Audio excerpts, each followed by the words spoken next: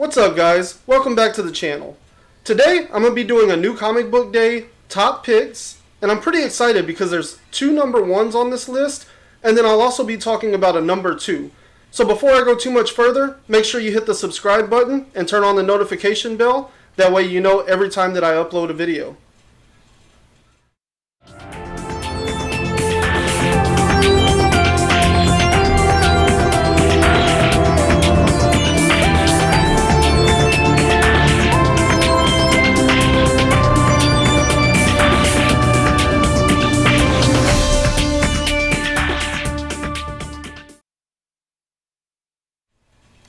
The first book on the list this week is called Heavy, number 1. This is written by Max Bemis, the art is done by Eric Donovan, and it's being published by Vault Comics.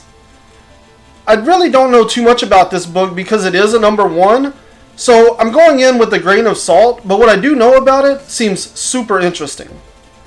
One of my favorite things about this book is how much like Punisher it looks.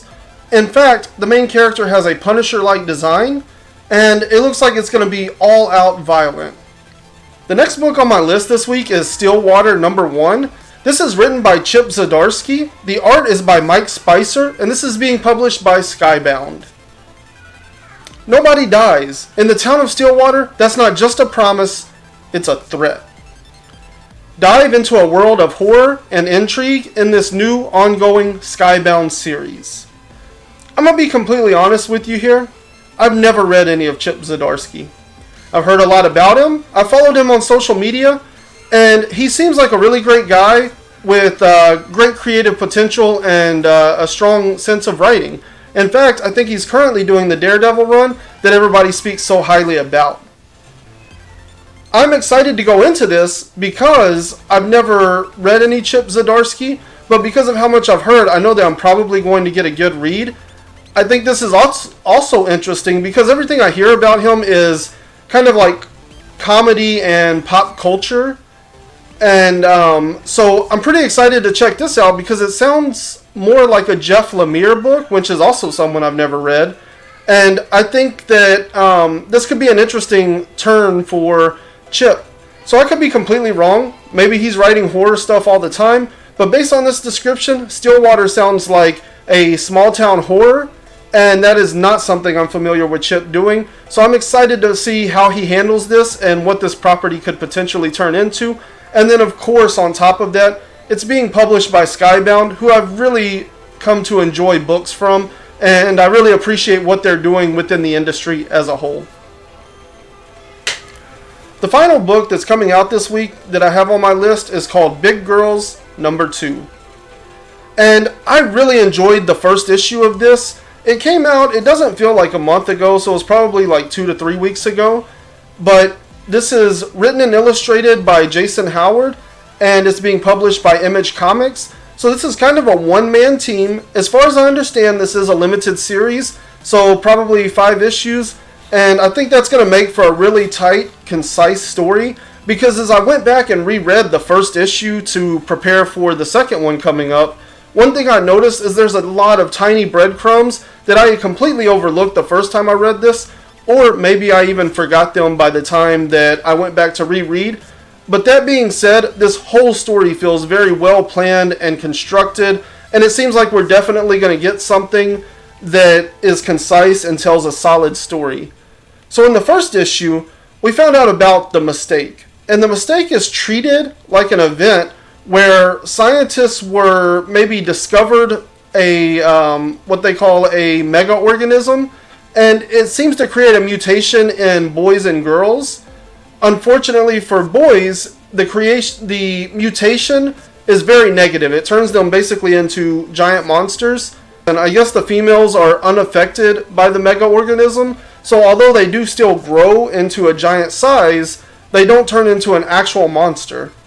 And so that kind of sets up where we're at, because when the mistake happened, a lot of the scientists and doctors that created this event were unfortunately lost in it, and therefore they don't have the science and technology to stop this at this point, and their only goal is survival.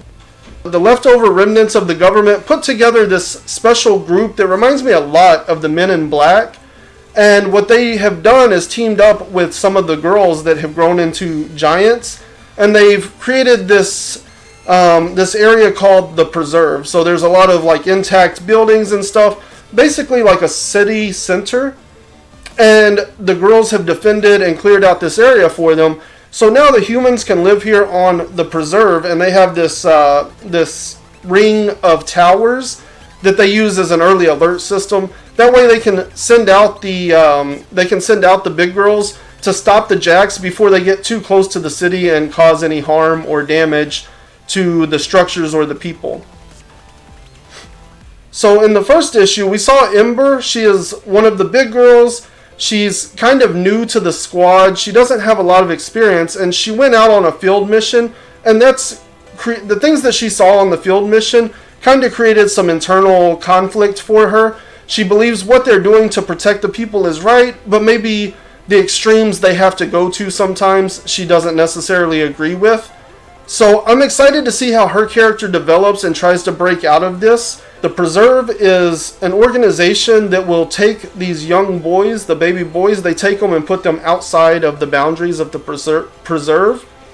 And so that's why the jacks are always coming from outside. That's also why there are no jacks inside the city, because from birth they are tracking them and removing them from the city so that they won't be able to wreak havoc. But there is somebody else out there who is now interested in letting these jacks get as close as possible. We see her basically sabotage some of the early warning system, take out some people in some towers, and therefore a jack is able to enter the city. When this happens, Ember knows what she has to do. She goes out to stop this jack, and unfortunately she is cornered by two other jacks as well. So at the end of this issue, we're left with her in a precarious situation of being trapped by three jacks. And we know they keep speaking about Apex, so I'm sure Apex is going to show up and save her in this issue. But I think it creates this really interesting conflict of Ember's already trying to grow up and kind of be her own person, and now the teacher's pet is going to have to show up to save her. That'll probably cause some internal conflict. We also find out that Martin's not very happy about the outcome of what happened with his son, and so he has teamed up with this person that is helping Jax infiltrate the Preserve. I think this is a really cool book. I really enjoyed the first one. I can't wait to see what happens in the second one, and I hope that everybody else is on board to pick this up come Wednesday, September the 16th of 2020 for New Comic Book Day.